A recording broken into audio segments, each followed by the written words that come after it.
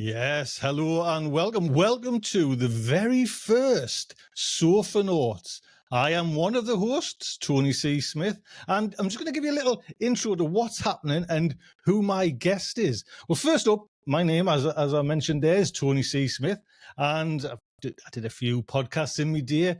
Starship Sofa is the main one, which very, happily won a Hugo Award in that kind of science fiction echelons, all that kind of realm. We were the first there. And I'm joined as well by Brian Alexander. Brian, hello, and introduce yourself. Hello, my good sofa master. Hello, and greetings. Greetings to the vast global sofa audience. Yes, I'm Brian Alexander. I'm the futurist based in the Washington, D.C. area, and my job is to help people think more imaginatively, more creatively, more strategically about the future. Which means I am a giant nerd. With that, both with Brian, that's that's a given. Do you know what I mean? And I think anyone that listens to this show is kind of in that bracket. So what we're hopefully going to do is we're both excited about technology. Technology at this moment just seems to be like galloping away, and we're both fanatical science fiction lovers as well. And we want to try and marry and cross and pick the bones of all the science fiction stories that are harken now to the days, like technology now that's happening with, the likes of, say, Philip K. Dick and William Gibson, all those writers that predicted and wrote the stories about science fiction. We're going to delve into them science fiction stories and talk about technology and tech that's happening now and in the future. And like I say, it's Brian's job. This is his day job to kind of think about the future and think about technology. So, Brian, it's lovely to have you on, kind of talk about, just weekly talk about this. This would be fantastic for me personally. Well, it's an absolute treat for me. As a long time Sophanaut listener, I'm absolutely delighted to be here. Oh, yes, fantastic. Well, the plan of the show is we're going to have a little chat and then we'll basically talk about certain technologies that have happened this week or, just this week, last week, and then see if we can fit them into a science fiction, like a science fiction book or a film or a TV show. Do you know what I mean? Because they're all there in the history, and it's, we've got TV shows coming out all the time, great science fiction ones, not so great science fiction ones, and we'll talk about those as well. And at the end, we'll just kind of see how this actual show evolves as well. It might change, we might even bring on other guests as well. So how do you think, Brian? Do you think we're good to go? I think we were born good to go. There we go. Well, the first bit of news I found was Yale researchers. Now, there's always going to be kind of researchers, but this Yale researchers have found, and I'll read out their little bit of news. Yale researchers found the expression of a single gene called RED1, spelled REDD1, enables stress to damage brain cells and cause depressive behavior. Now, what I love about this is they found this and they're able to kind of neutralize it as well, or kind of put the dampeners on it. And that just opens up, Brian, possibilities for endless science fiction tropes of the past, as well. Indeed. I mean, we can start off with Huxley's Brave New World and think about just how to medicate ourselves into happiness. So I can be as happy as I can be despite what's happening in the world. I mean, it's a powerful dream that's existed for a long time in science fiction. And you just think about how much human suffering this could alleviate just right off the bat, right? Just how much stress you can remove. But then also, the old joke is you have to, it's easy to predict the car. The hard part is to predict the car jam, the traffic jam. So I'm really curious about some of the ways this could go sideways. Well, I think as well, when we hear this, I've kind of suffered with, things like anxiety since I was a child. And I've always had that thought, with the love of science fiction, if you could just switch it off, if there was something there that you could just disable and forget this anxiety, because, it comes in and it kicks in and it's a whole rigmarole. But if there was even boutiques This is the way I like Sure. it. You know what I mean? Like a boutique where you could go in and for a day just think, feeling a bit low, I'll just, enhance the mood. But what you just said there, Brian, that nailed it. If you could, the amount of people straight off the bat that would benefit from that kind of a fix, however I'm not sure how it would ever be implemented, but if it's getting researched there now and they've discovered this red one is the key that spoils everything, and then they can certainly dampen it. I'm not sure how they eliminate it, Well, I can imagine one way of doing gene therapy, so that and this opens up a whole new can of worms. So think about parents having this option for their kid, where they could just turn red one down a bit, and say, all right, your son or daughter is going to have a life with less suffering, less stress. I mean, how many parents would just jump for the chance of that, right? But then, then you have the opposite point of view, which says, well, on the one hand, stress is part of the human condition. Are we creating some kind of new subspecies? Are we removing part of the human experience? And then you could go Star Trek original show and say, you've got Kirk who feeds on stress, right? If you want to pick a science fiction example and say we need to have that stress and suffering as a goad to do more stuff, what's going to boldly happen? go. Exactly. Are we going to end up with, okay, another classic science fiction example, are we going to end up with the Eloi from Wells's Time Machines? People who are just very happy and very, bland and aren't doing anything. So, if you're parents, given that choice, which way do you go? And if you're a government, if you're Richie Sunak, sorry to have a British political thing, do you approve of this? Is this something which you want to regulate or ban outright? I love your idea, Tony. Down the road further of being able to do this during life. And so you've had a terrible day. You just get fired and divorced in the same day. Do you walk into a boutique and they can then basically press hard on your red one, right, and just drop it down a few notches? Or is this something you can do with a pill over the counter, or maybe not over the counter? Imagine a whole black market in this. I think there'd be definitely a black market, but that being able just to turn down. But what you said there, Brian, made us think as well, where, the world could be falling to bits, but you wouldn't care less. That's like a juxtaposition as well. You know what I mean? The world around you is falling to bits, but you're feeling absolutely fantastic. Do you know what I mean? Let's dampen this baby down a little bit more. I don't need anything coming into my, That's right. That's right. I've got my internet and I've got my kitty pictures and I've got my Red One subscription. I'm set. No, I don't do anything else. I guess the other thing is, if we turn it around for science fiction too, we think about how many creators use their own anxiety and their own stress and suffering to produce great art. And we mentioned Phil Dick, who was a man who lived with serious mental illness, depending on how you account for it, his entire life. You can think about all kinds of writers for whom that was a spur to imagination. Let's go further back. Let's pick up great 19th century writers like Edgar Allan Poe, or not a fantasy writer, but Fyodor Dostoevsky, and think, they needed that to fuel their dreams, which they then turned into stories. Do we end up with less in the way of fantastic fiction if we suppress people's ability to have that kind of creative, generative anxiety?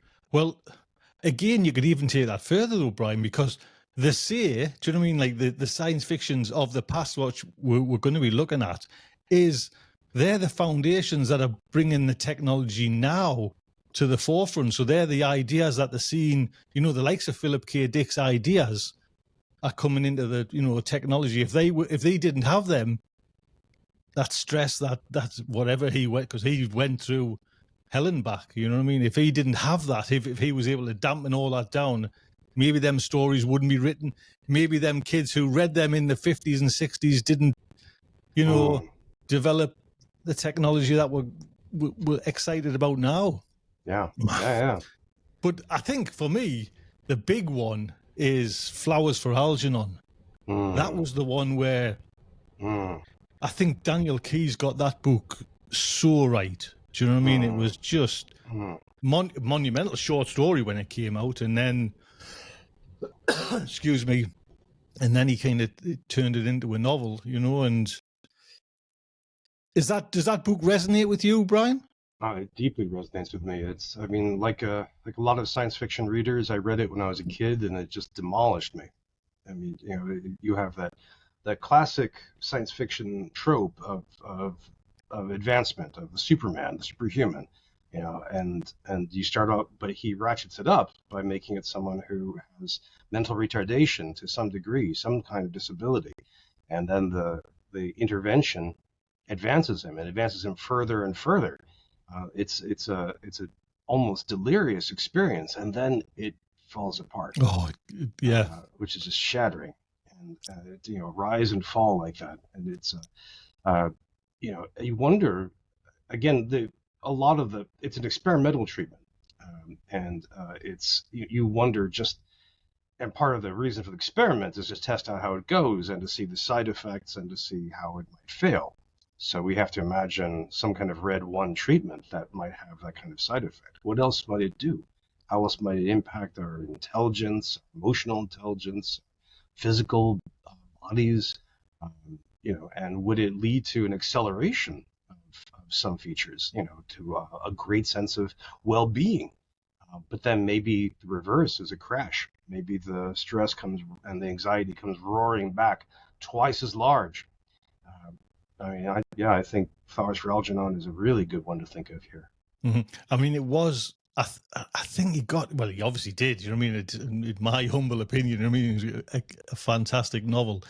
But it was that bit, you know, in the book. If you just haven't read it, you know, there's at the very beginning, the protagonist has got slurred words, you know, so you know he's got some sort of like, you know, like mental deficiency, and it just it's so paced so well, you know. It's like he gets a little bit clever, and then he's just like, but it's that, I think the quintessential bit of that novel is when he starts to just tip off that cliff of genius, and you know that what's coming. You know what I mean? He's had a relationship. He's had with his, you know, he's not his carer, but he's kind of social worker almost, and you know it's falling and it's going to plummet. And that was the Daniel Keyes just took that story, like you say, it left me. That's the excitement I get from science fiction, is when a book can do that to you, Yeah. and you walk away thinking, "What?" And Yeah. you know, like I say, it was a short. I've got a few facts here. It was a short story which won the Hugo in '59. Then he expanded it on my birthday, 1966. But it won a Nebula there. So, and it was apparently real life inspirations. I don't know if was he a nurse or a doctor, Daniel Keyes, you know, but he had some sort of professional, you know, interest in that line of subject. Excuse me. So it also went into a film adapted in 1968 into a film called Charlie. Now they used Charlie, and they actually spelled the words Charly just to make it stand out and catch, you know, like catch people's eyes in it. It won an Oscar for Cliff Robertson, who I think 1969 won the Oscar for it. You know, I've never seen the film, so, but by all, you know, intentions, if it's anything like the book, and it won, you know, it won an Oscar, so it's obviously a tremendous adaptation as well. But what a story! Again, if you couldn't suppress that red one, if that's the ticket that dampens everything down, that's fantastic. Yeah, in my view, Brian, get it dampened down. Is that what I mean? I've never really asked you this. You know, like where would you sit with that? Would you be happy with, well, maybe not governments being able to kind of control it, but right. Would you be happy with parents controlling that, or just an individual controlling this red one? Definitely see governments doing this. You know, that's the Brave New World aspect. You can imagine, you know, say North Korea doing this, making the people very, very happy, right? Or you could imagine a company. Tony, have you seen the Apple TV series Severance yet? Yes. Yeah. Oh. So let's make the workers happy, right? You know, What a show! I mean, yeah. Brian, we've got to do episodes and episodes on that. You know what I mean? More just on the episode, like bring it back, get it back, season 2 now. You know, that's what a show that is. We'll get. So do you can imagine a company and you've got Christopher Walken working there and he's all happy, because of this. I think parents.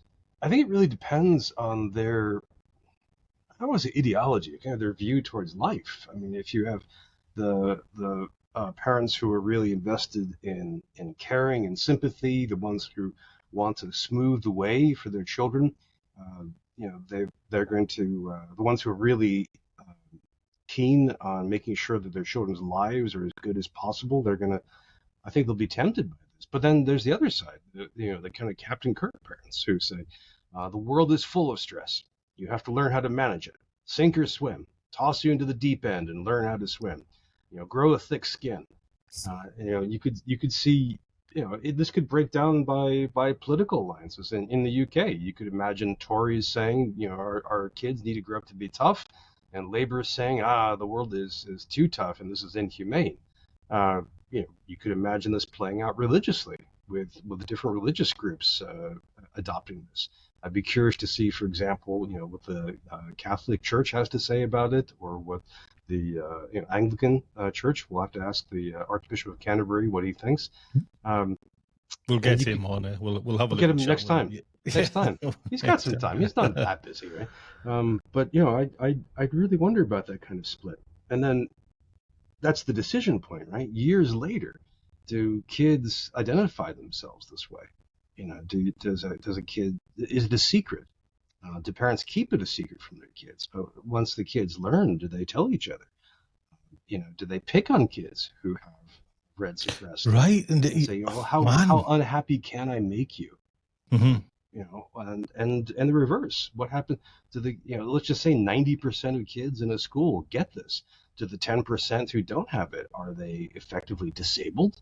Or are they some kind of strange mutant character? You could really see this producing a cultural divide over the years. Just from a little research paper as well. Who would have known how deep the well could go with this kind of, Well, those of us on this show know we know how to do it. We're like the shadow. Yes. No, I just think, and again, if you haven't read Flowers for Algernon, that's the book to read. And I can't remember what if he kind of realized, he was getting, like going reversing back in his mental abilities. Now I can't remember how he felt about that, in that story. Like I say, I read it probably 20 years ago, at least 15 years ago. So, but it's a story that, a fantastic one to read. Yeah, definitely. It really is. Yeah, it really is. And I would add Brave New World. I mean, everybody knows it, but I think that always repays rereading, because there's just so much going on there. And that gives us that sense of control, but also that sense of happiness. I mean, our main character is deeply unhappy throughout, and it doesn't end well for him. And for how many people will they see Brave New World as something to be inspired by? Mm-hmm. Mm-hmm. Right, Brave New World. Let's talk about Amazon. Exactly. Let's bring this culture down now to like Amazon level.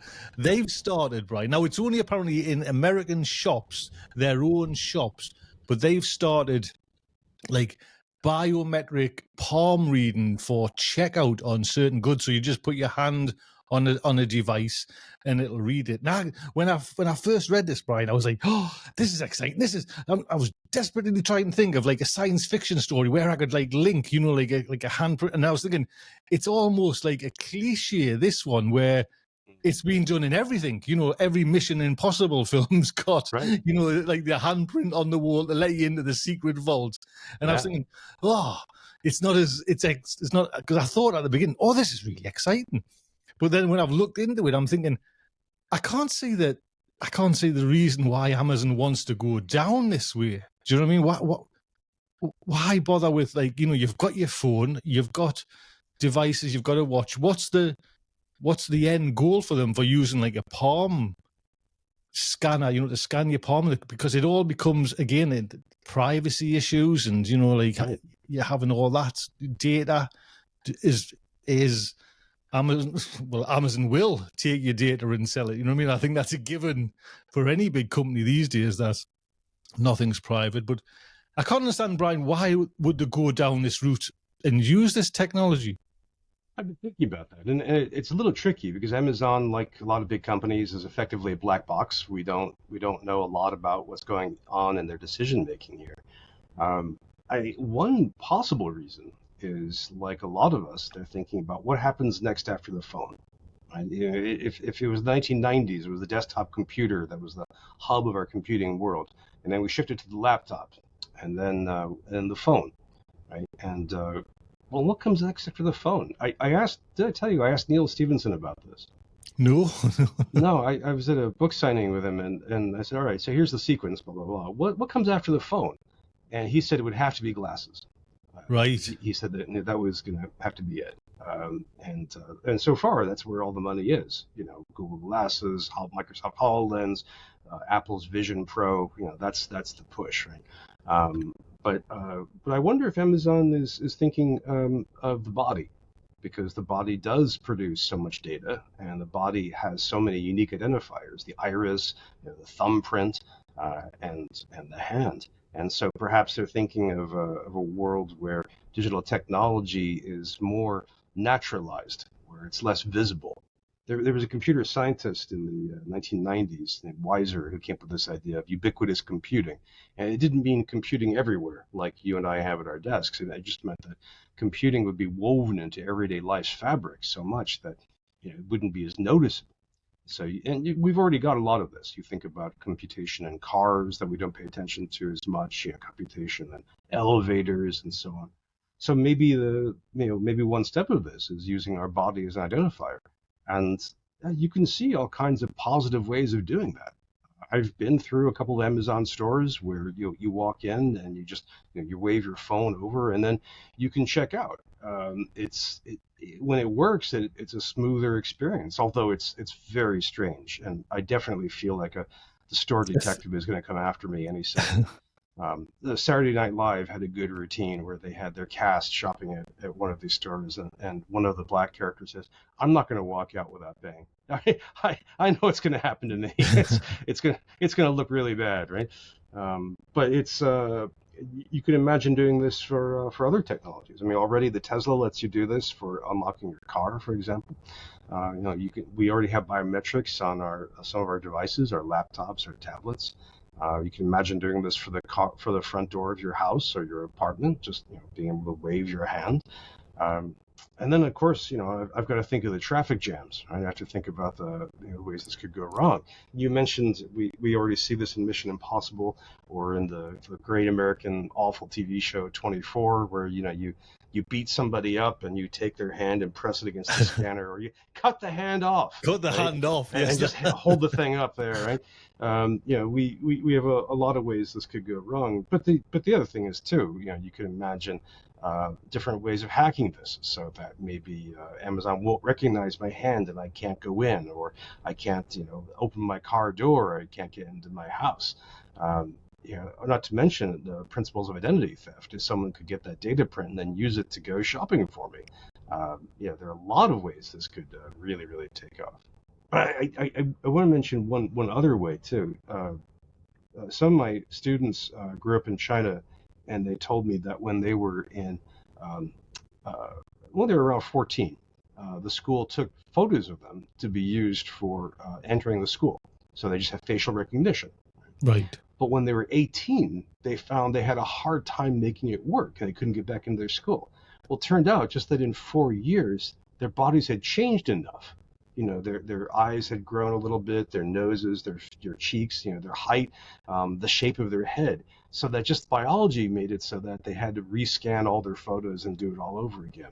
Right. I mean, I wonder what happens if you and I get this for our hand, and 20 years later, as we age, does that information become out of date?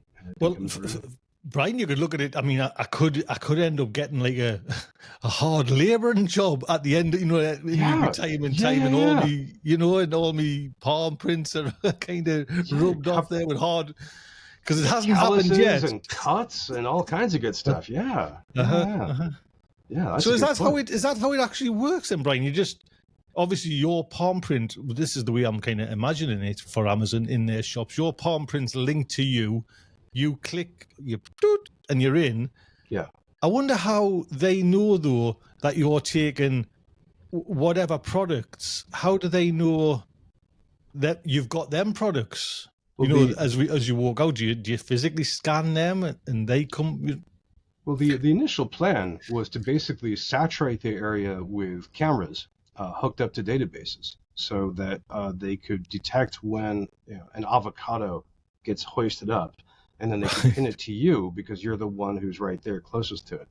And so they do that in real time, and then when you check out, they've got that whole inventory associated with you. You've already checked in with your phone, so you already have your Amazon account. So out you go. This doesn't always work. I was going to say, I can see problems there straight away. Do you know what I mean? Yeah. No, I don't want that one. You know what I mean? And then you're getting charged for like 30 avocados. Or you hand the avocado to me and say, you should try this. This looks good. And I say, no, thanks. And do I get it right? And then there's the manual scanning where you can use your phone to do that for the codes that are on almost all products. And that for me is fun because that goes back to the 1990s where there was a technology called the QCAT, which actually let you go through a store and it would scan the UPC codes and it would store it in the QCAT and you could do stuff with that. Like you could check the price online, compare it to something else. And you can do that now to an extent. I can go through a store and look for things, and I go to a clothing store and try some stuff on, and then say no thank you and leave. But I have the information about the right size, then I go online and buy it for cheaper. But to the hand scanning, there's I think the other problem that might really stir people now is the sense of, as you said, Tony, it's privacy. It's my own. There's something I think radical, something essential about using your body rather than this external device without using your phone. And that can feel a little invasive, a little too close. Well, it's only Brian, like a skip and a jump away before this palm reader is also taking other data from you. Oh, you're a little bit low in vitamin D. Let us sell you, let us push some vitamin D tablets your way. You know what I mean? How about these? We've got these on special offers. You know what I mean? It's your iron level is low. Have some liver, right? And then we'll give you a special. And then in fact, you can opt in for some targeted ads based on your biometric data. There's one vision that I've seen not quite realized is doing this at home with your refrigerator. If your refrigerator has enough intelligence and has enough data, it could perhaps provide you suggestions for your next meal. Brian, you should probably have more of the spinach, and you probably don't need so much of this extra tofu. And then maybe if you're on a serious medical diet, for whatever purpose, heart purposes or allergies, it could lock you out. So you can't actually access this. Chungy. No, keep away from the fridge. That's there. right. You know what I mean? The chocolate's banned for today. When I first heard, and this was going back years ago, Brian. When I first heard, your fridge will be connected to the internet, and I was like, where's this going? But now you can see this. You know what I mean? It's the privacy issues and the actual amount of data what companies can gather from your fridge on your personal is just will be staggering. Do you know what I mean? And now they say the new frontier is like for data harvesters is the car. The car is one of the biggest weaknesses now. If like the people were like giving out data, where you're not too, you don't know it's giving out as much data as what it does. But the car, I think, is going to be the next frontier as well, where all sorts of data is harvested from the sensors and everything like that. Sure, where you stop. There's already I don't know if you have this in the UK. There's an interesting program in the US where an auto insurance company can give you a bit of hardware, just a little cartridge, and you stick it into your car, and it monitors your driving. And Yes, we have. And if you drive well, right, if you don't speed, if you don't slam on the brakes too much, then it gives you credit for your insurance. And if you're bad, then it can, in theory, increase your insurance rates. I think a lot of people would find that a kind of gamble, right? I'm a good driver. Maybe I'll get my rates down a little bit. But other people will be, no, this is a little creepy, and I don't trust it. But how about the conversations? Tony, you and I go for a drive. Let's say we go to Wales, go to the Brecons, and drive around a bit. Does the car pick up our conversation and then sell us ads later on down the road? I'd go even further. I mentioned the VR headsets like Microsoft's HoloLens and Apple's Vision Pro. I mean, those trap even more information. I mean, so I have to do this very, very deep 3D data visualization. I have my head tracking is really intense. Where my eyes go, the machine has to track all of that and store that. Well, now it's like, I look at a digital object and it can tell information about how much time I spend on certain ads. You can look at what part of a web page that I look at first and spend the most time on. That's a lot of fantastic information. Facebook/Meta has this for their headset.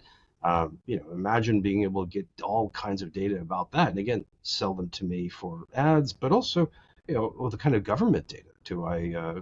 Does the British government come after me because I look at too many Islamic history websites and it thinks I'm likely to be radicalized? There's all kinds of ways that this can be used. Well, at least we're going to be guaranteed, though, Brian. Like the companies like Facebook, and Amazon won't sell you data. Do you know what I mean? At least they'll keep it. They'll not sell it to third. Oh, we're good. Yeah, we're like fine. Chinese brokers. Do you know what I mean? At least we can. They'll not do anything like as rash as that. That's right. We'll be fine, right? Yeah, you know what I mean. It's a given. Do you know what I mean? And it does remind me. I can't think of which novel this is. There's a Philip K. Dick novel where a guy is trapped in his apartment because the apartment door needs a coin. It's coin operated, and he doesn't have any coins. He's out of money. And so he's waiting desperately for someone to visit him who can put in a coin from the outside. And I wonder about that kind of low level friction. If someone not being able to, their biometrics is off a little bit and they need some help. They're in the grocery store and they've got all their groceries and they can't pay right now, so they have to call for a friend or a spouse to help them out. Or they can't get into their car. And they desperately need help for that. Because this is all, the technology is imperfect, right? It has flaws. But at the same time, imagine a day where you interact with all kinds of computing and you don't interact with all kinds of computing. You don't touch a screen. I visit you in your home and we communicate with your computer entirely by voice and by gesture. I go out to my car and I use my eye scanner or my hand scanner. It's a different world. Well, don't they say like the screen is at this moment, the screen is what's holding we're back. Like everything's governed by a screen. Yeah. Where there's Amazon, do you know what I mean? Like quietly doing this biometrics thing, body. You never know exactly what you're saying, Brian. You could walk around and it's all just done by we don't need a screen. Do you know what I mean? It's just, and even if it did, it could be like voice activated. Do we need a physical screen to see that we've like click this buy button? Do you know what I mean? That's going to become obsolete, probably within a couple of years. Like the buy button on the screen, you'll just like order it, and like Amazon will be there waiting in the wings with like a little, like little ear waiting for that voice. Just buy, yes. I mean, we can do it there now, but I think like overall, and if they're rolling this type of technology out. I mean, they got the jump on everybody with their little Amazon. I don't want to say that word, Alex. You know what I mean? They hit the ground running with that and left everyone in the dust. And now those devices are everywhere. We've got about 12 of them in the house, you know what I mean? And it's, yes, we use them for little things, you know, like switch the light on here, knock the TV lights on and off, and put the kettle on, put the coffee machine on. But it can't be that long before that's happening everywhere in everything. And, you know, probably, well, Amazon's got the money to invest in it and kind of try things and fail. You know what I mean? It's, well, maybe the glasses idea is gonna go away. Maybe the idea instead is earbuds or headphones. So you know, you walk into your house and you say, Madam A, you know, please turn on the lights, and in your earbuds, you know, she says, okay, here you go. And what would you like for dinner, Tony? And you know, here's what's in the fridge. And by the way, I noticed, you know, because of these chemicals in your body, you're going to need a bit more of this. So maybe you should have some cruciferous vegetables, or you know, maybe you should avoid the chunky monkey ice cream right now, right? Or you know, I'm gonna walk across town, and you know, it'd be a bit like Minority Report, but audio only. So you know, here is this great bookstore, and you know, so, you know, on sale today these novels, and you know, here's this tattoo parlor, and you know, they say, hey, you know, you'd be fine. You're healthy enough to take some ink, and by the way, you know, don't ink your palm, because then we can't do any data recognition. We can't get any data off you, yes, and Yeah, you'll not be able to get any chunky monkey ice cream. See, this is how you can tell we're a podcast, right? Because now we've come to the audio only world. So yeah, we're bringing everyone into the audio only world. But it's, like I say, it's that's why I wanted to do this show, Brian. Like, the technology excites us and scares us at the same time, but it's nice to talk about them. You know what I mean? So well, we have to think now about this. So this is why we can help make the technology, and we can help make us think about it ahead of time.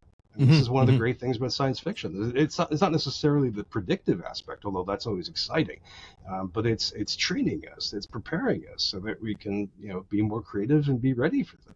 I keep telling people, Tony, that if you're not reading science fiction, you're not ready for the 21st century at all. Oh, what now? There's a tagline. I'll pinch that one. Please go ahead. Please do. Please do. I mean, did you watch, Brian, as well? I kind of put in the show notes. I think it's been a week or two there now. NVIDIA had their big yearly demonstration, and it just the image of all these these chips that they're using now. What NVIDIA's do? I mean, their share price just rocketed this last month. It really did. But there was an image of the director of NVIDIA. I don't know if you've seen it, Brian, with all the robots along the screen. You know what I mean? He was standing with all different types of robots, and there's a one called Figure. And I've seen a little video of the guy in charge of the company called Figure, and this robot's called Figure 01.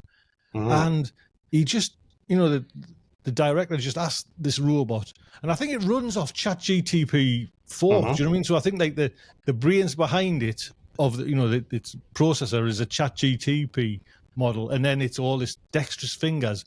But he just said, "Will you pass us?" There was plates on a table, and there was an apple, and he says, "Would you pass us a bit of food?"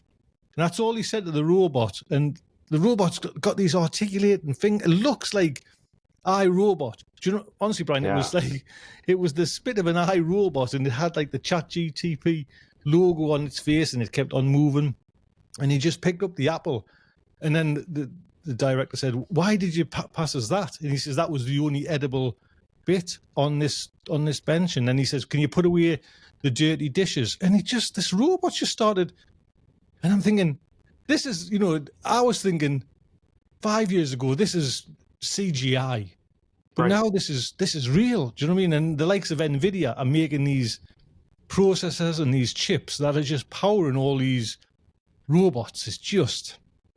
Oh, this is something I've been studying and writing about intensely, and it's extraordinary, and it's actually difficult to keep up with. I'm actually thinking about ways of powering down some of my projects so I can devote more time just to this.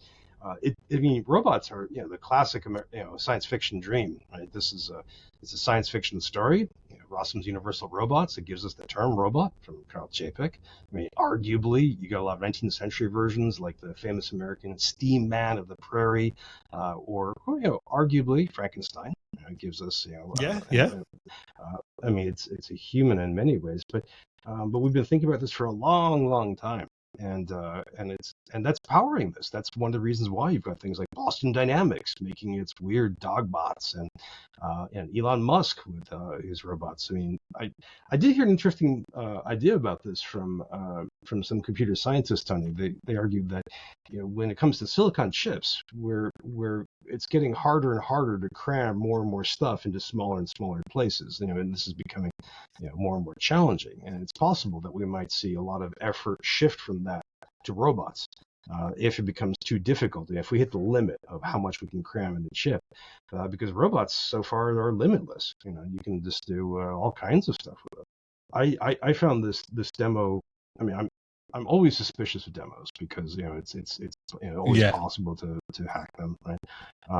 But I found it plausible in part because I've been studying large language models like ChatGPT, and the logic seems pretty good. And of course, I mean, I do dishes all the time, so that part made me very happy. I would gladly get a robot to take care of that part.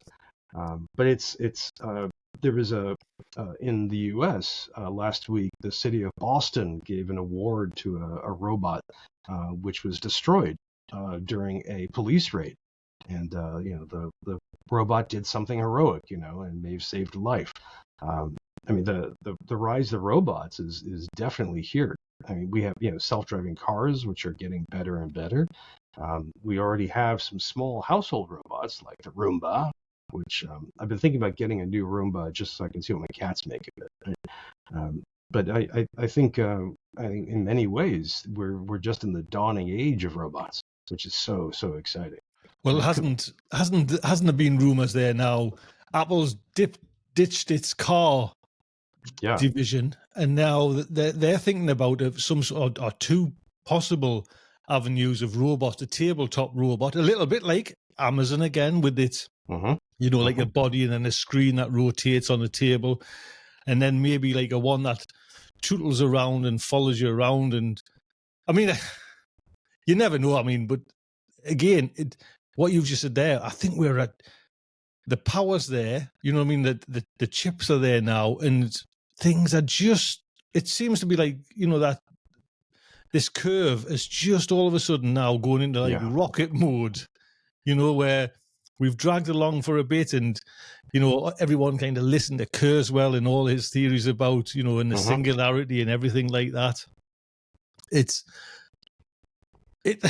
does feel like we are on this precipice of like liftoff. You know what I mean? Because we're hitting everything at this this opening show. Robots, cars, biometrics, but it's all coming at the same time. Do you know what I mean? So it really is. And that connection between robots and AI is really, really strong. You just had me thinking. I need today. I need to go out and I need to buy something. So what I should do actually, instead of going out, is what I should be able to do is to go online, use AI to help me create my shopping list. Based on what it knows about me and what suggestions it has. I should be able to transmit that to the store's AI, so it can go off and do this, and presumably have robots thunk across the store and assemble the stuff. And then I should be able to send my self-driving car out to go get it, and then the robots can thunk out to the car and load it up and send it all back. This would have been wildly science fictional about 10 years ago, but now it seems like maybe this is August. That we think about. But the generative AI bit, we need to do more shows on that because this is just exploding like mad. I mean, just yesterday there were 3 announcements that I'm still catching up with from all the firms. I mean, it's next week I teach some classes at Georgetown University, and this semester I'm teaching a class that's absolutely fun about gaming and learning. And so I'm going to have my students use AI to generate game stuff. And it's really taken off fast. The game Angry Birds, Tony? Yes. So this one guy a few months ago went to Midjourney and had it create some images for a Angry Birds knockoff. It was called Angry Pumpkins. And then he took the images and imported them into ChatGPT and said, please generate code for this game. And he described what he needed. And ChatGPT gave him a Python script. And he put that on a website. Now you can play Angry Pumpkins. So, what if, so my students next week, having them turn ChatGPT into a Dungeons and Dragons game master, having them produce game scripts, having them brainstorm about game ideas. This has already happened. Google put out a paper about a project they have in-house, which I'm just champing at the bit to get, which can turn any image you give it into the material for a computer game called a platformer. That's a 2D platformer, which is a game where you jump back and forth on objects, like Mario Brothers is the original version of that. So you could input a photo of your house, and it would turn different floors into this. You could have a drawing, and I'll draw here's sofa nuts on top of Mount Everest, and I'll turn that into a game. I mean, the generative possibilities are just exploding. They're just taking off left and right. And thank God we've got lots of science fiction to help us think about that. Oh, it's quite, I get like so excited, Brian, but then you got to kind of, whoa, just like think of the jobs. Do you know what I mean? But I think, I guess you've got to embrace, you've got to, like this AI is going to take jobs, but you've got to embrace it. So if you are like a graphic artist, you've got to use, I'm guessing AI as a tool now to kind of enhance your work. Well, there's three possibilities for that right now. One possibility is we've got 250 years of experience, and you guys, Britain, kicked this off with the Industrial Revolution. That we the process goes like this: we invent something new, and it replaces some current job, but there's a net growth in the number of jobs and money. So you invent the car, and this is terrible news for horse and buggy people. This is bad news for the carriage makers, but we grew a global spanning industry that's still huge, right, and transformed the world with cars. And this pattern kept repeating until, so maybe we'll keep doing this. So we need fewer graphic designers, but we're going to need more people to run AIs, right? Mm-hmm. The second possibility is this won't work. Is that computing is so efficient that we really need very few people to do it. So we may end up with widespread underemployment or unemployment. And in which case, Britain, more people back on the dole. Maybe we experiment with, guaranteed minimum income. But the third possibility is what you just mentioned, that the technology is not at the level of replacing people. It's at the level of augmenting people. So if you're a graphic designer, you're already using technology, probably. You're using a tool like Adobe Illustrator or Photoshop. But now you've got to use your AI to help you. And it can conduct some tasks, can fill in backgrounds. You can ask it to generate some objects, and it will, and then you run with them. Those are the three possibilities I've been working with for several years, and I find evidence for each. And it may be that all three happen differently depending on where you are. But again, ideally, I would like the latter one. Do you know what I mean? Where everyone kind of, that's the Goldilocks zone one, where people embrace it, and it helps. Because the last thing you want is a whole, economic crash where, right. It only takes a few folks to run this new division of whatever technology. You know what I mean? But like it's exactly what you said, Brian. There was the book, then along came, there was the pen and paper, along came the printing press, along came the computer, along came, so that these things do evolve, and, just where's it taken? Where's it taken? Well, we have so many examples from science fiction. I'm blanking on his name, the Finnish writer, is it Rajnimi? Hannu Rajir, the Quantum Thief. Yes, that guy. Yes. Finnish is such a hard language. The last time I was in Finland, I spent a week there, and I was in part of Finland that had a lot of Swedish people, so all the signs were in Finnish and Swedish. I don't speak Swedish, but Swedish started to feel friendly to me because there's a link to English through German, and Finnish was so it's just so hard. But Quantum Thief, that whole series is fascinating to think about. What if you restructure entire civilization based on AI? And it may be that this is one of the directions we're heading in right now. Well, that was one of the books, Brian, because again, I mean, even doing research for this, I'm using ChatGPT-4. Do you know what I mean? It's like I'm using, Gemini. I'm using all sorts of ones there now. I'm jumping in the well, Brian. I'm happy. I'm bathing in it. I'm loving it. But Excellent. that book, when you say which books are, give like an insight into technology now that was, in this science fiction era and was told. That book comes up constantly. Do you know what I mean? Look into this book. Look into this Hannah Rajami's book. I think I'm not sure exactly how you pronounce his name, but I'm sure it was The Quantum Thief. And when that landed, that book, that was another one of those like moments in time in literature for like science fiction fans. Oh, we've got one here. You know what I mean? This is another. And I think we've been talking over the kind of weeks when we're putting this show together. The three body problem, that was another like book that kind of came out where it stopped with. Do you know what I mean? And we've been, myself and Brian's been watching the Netflix adaptation of the three body problem, and I've never read. I think I got through, I don't know, maybe about 100 pages of the novel, so I'm not coming, with that. I can't, compare it to the novel, but the Netflix three body. Just, I know we're going off on a little tangent here with this little, but we do TV, we do films as well. But sure, I didn't enjoy it, Brian. I'll be honest. I think for me, and I can only talk about the Netflix adaptation because you're saying that there's a 10-cent version as well. That's like a way more true, and this Netflix one, I think it cost 160 million. I think characters have been cut out and squashed together and mangled and made like whole again. And, oh yeah, I just feel it's like, it's been so, I'm guessing the book was fantastic. You know what I mean? This is the way I'm looking at it because I've never read it. The book must have been awe-inspiring because this TV show just seems to be so dumbed down. Everyone talked about when it came out, this three-body problem.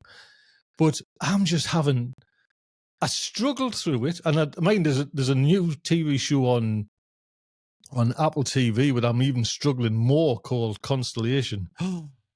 That thing's just getting me so frustrated. But that's another topic, Brian. Another day, another topic.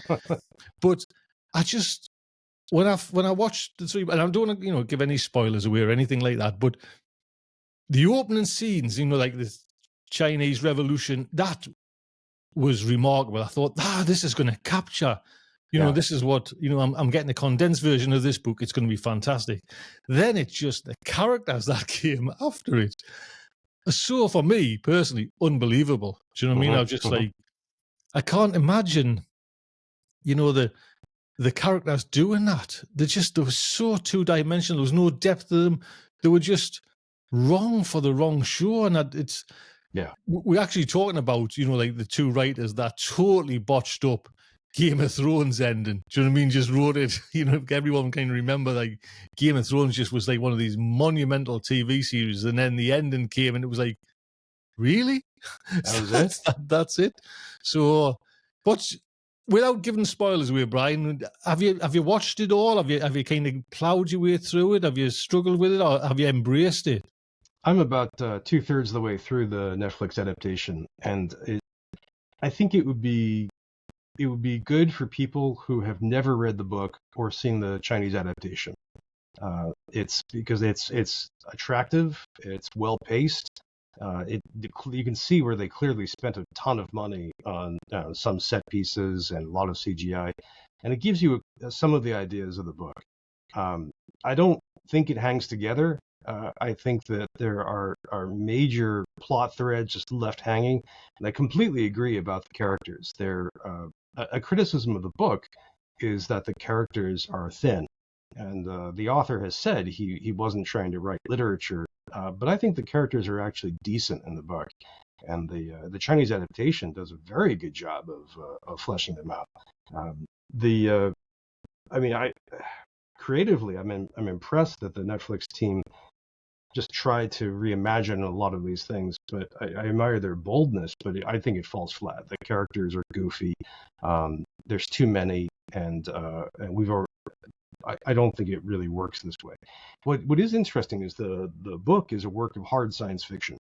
I mean, it spends a lot of time talking about, interesting problems in orbital mechanics, interesting problems in the microwave background radiation of the universe, questions of the history of science. I mean, it's definitely, a gift to people who like hard science fiction.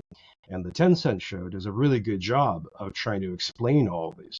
Some of the episodes are basically like classes trying to explain some of these challenging issues. The Netflix series just blows that off completely.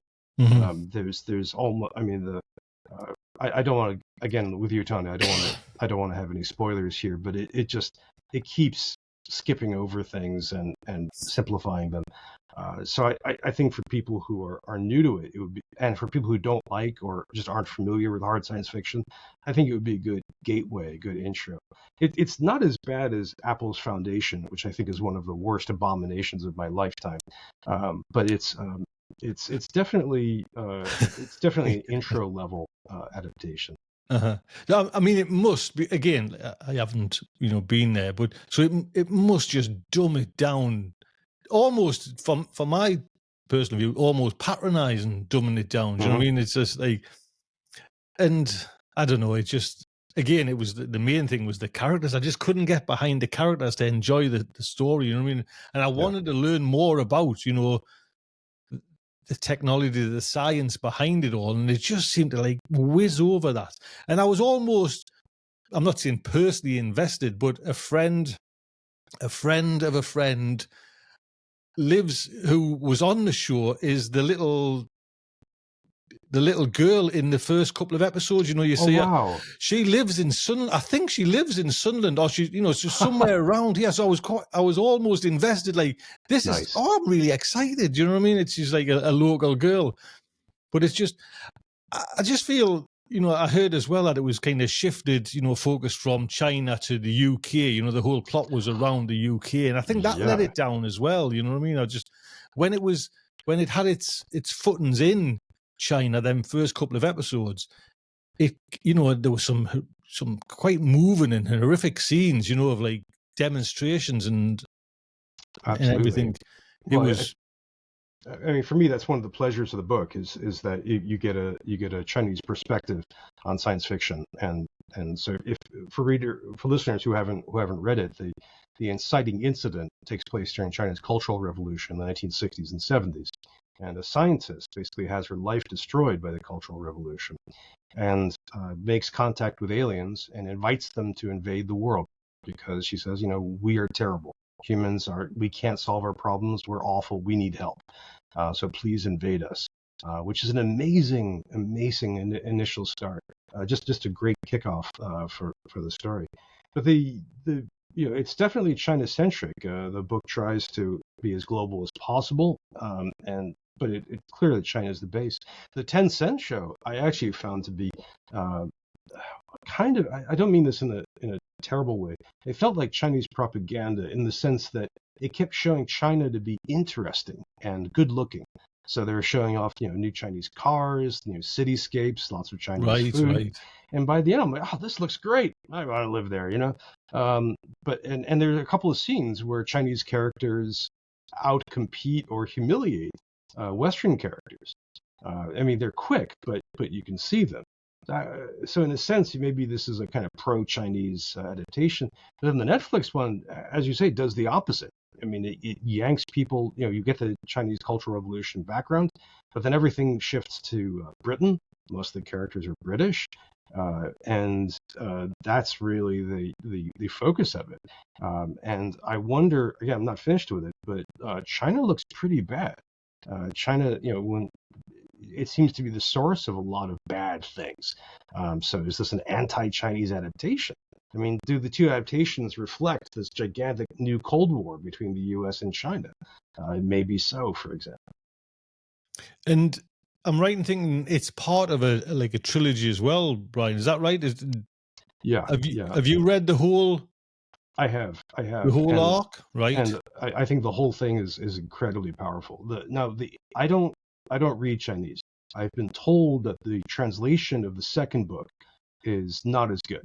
I did feel like the prose of the second book was a little dry and a little clunky at times. But I think the whole trilogy is immensely powerful. It's just crammed with ideas, uh, and I think also emotionally very, very powerful. The end of the second book is just absolutely shattering. I'm not going to spoil it, and I can't even explain it here at this point. But the author just leaps ahead with more and more ideas. I think it's an important work of science fiction. I'm told the Netflix adaptation, again, I haven't finished it yet, I'm quite close, that it actually races ahead and picks up some stuff from the second book, which would be interesting as a move. Again, I kind of admire the boldness of, well, it's a lot to adapt in the first book. Well, we'll just grab some more stuff and cram that in too. I'll be curious to see how that works. But I do recommend the trilogy for everybody. And if it ever feels dry or the prose is clunky, just keep going. Keep going. It's worth it. Well, there you go. There you go. Well, I think what we'll do is we'll come to an end on this very first episode. What myself and Brian are going to do now is we're going to do a little private chat. We lost a great writer a couple of weeks ago there now, Verno Vinci. So we're going to have a little chat about Verno Vinci, and that's going to go up on a Patreon, like on a private. So this episode's going out, and unfortunately it's got adverts on it. But if you want a show without adverts, there'll be a Patreon link where you can get this actual feed without adverts, and you'll get each week as well, you'll get like a little special bit, a little thank you for kind of supporting the show and kind of helping with, and a place to leave comments and everything like that, and just tell what some new technologies, and just keep in touch with it via Patreon, and hopefully we'll keep doing this. So Brian, big thank you for the very first one. You know what I mean? Let's many more to come. Thank you for coming on, sir. My pleasure, Tony. This is absolutely a delight, and I'm looking forward to quite a bit more. Thank you so much. Take care, everyone. Goodbye.